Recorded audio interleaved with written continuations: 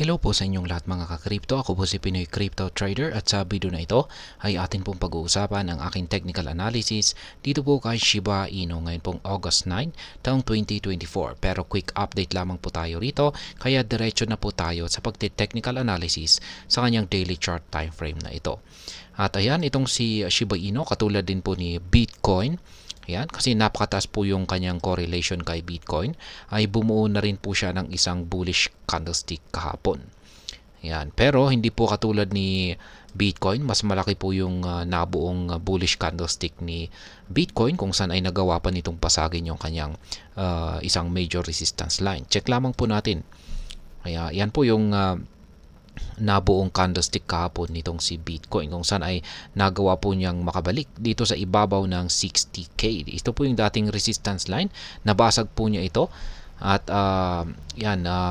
yung aking technical analysis dito ay nakadepende po yung magiging galaw ni Bitcoin dito sa kanyang resistance line na ito or nabasag na resistance line kung saan ay nagsisilbing support line po ngayon dito ang 60,635.20. Kaya check na lamang po ninyo yung aking naging technical analysis dito kanina kay Bitcoin.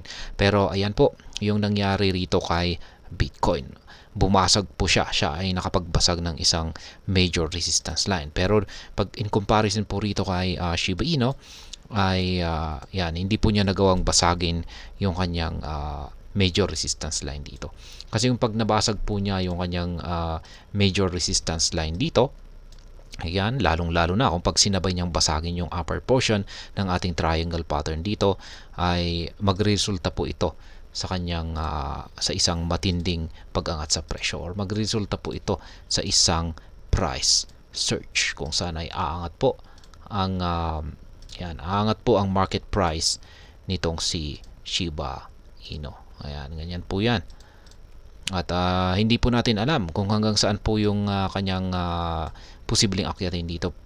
Posibleng hanggang dito po sa 40 digits 1771 or posibleng aabot po siya rito sa 40 digits 2083 kung ang ating pagbabasihan po rito ay yung ating triangle pattern dito. Pero dapat po nating malaman na meron pa tayong isang mas malaking pattern dito na binubuo ng dalawang kulay puti na linya. At kung pag nagkaroon naman po tayo ng breakout sa upper portion nito, ay ayan, yung mas mataas na target natin dito, target price natin ay ang 40 digits 2770.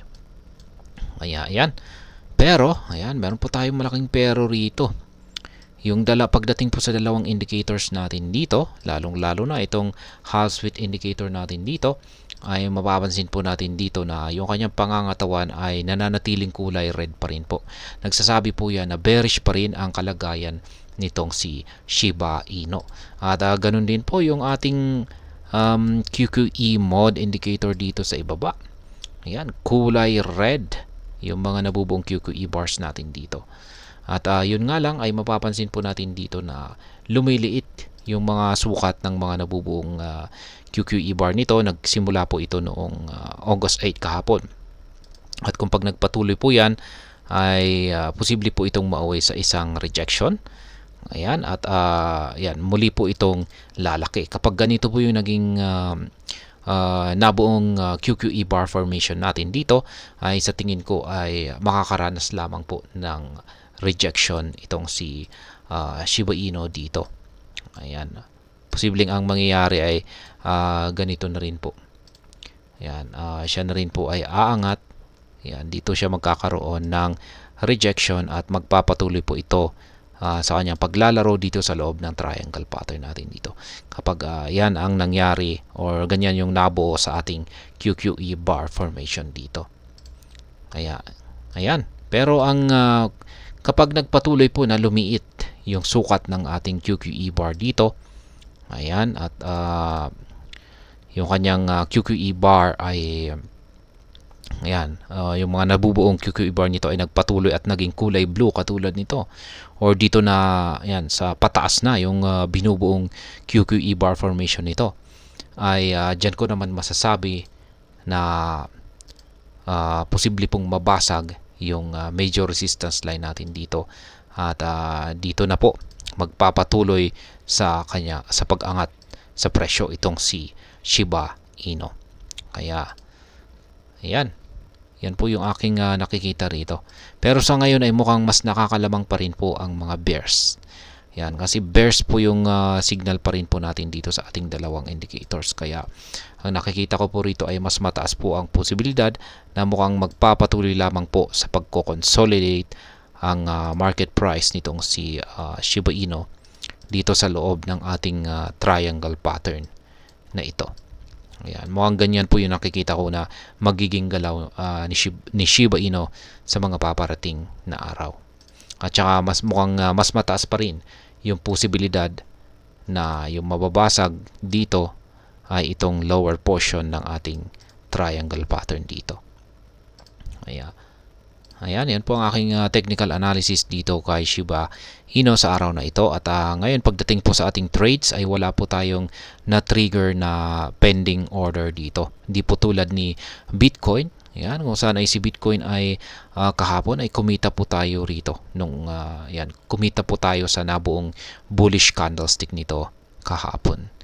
Yan, pero dito kay Shiba Inu ay wala. Pero ayos lamang po yan. At yan po yung dahil dyan ay yan pa rin po yung nananatili na aking mga live spot trading positions dito po kay Shiba Inu. Meron po akong yan, yung mga kulay yellow arrow signs na yan ay mga sell pending order ko po yan.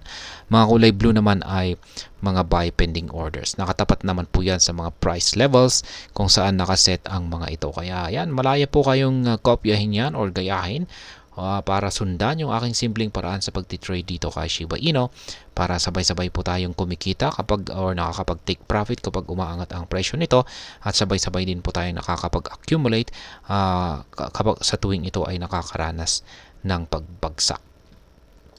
At ayan, sa mga bago lamang po dito ay check na lamang po ninyo ang description ng video na ito para malaman kung anong platform at mga indicators ang ginagamit ko dito. At hanggang dito na lamang po tayo sa video na ito mga ka-crypto. Marami pong salamat sa panunood. Ingat po tayo lagi at God bless po sa ating lahat.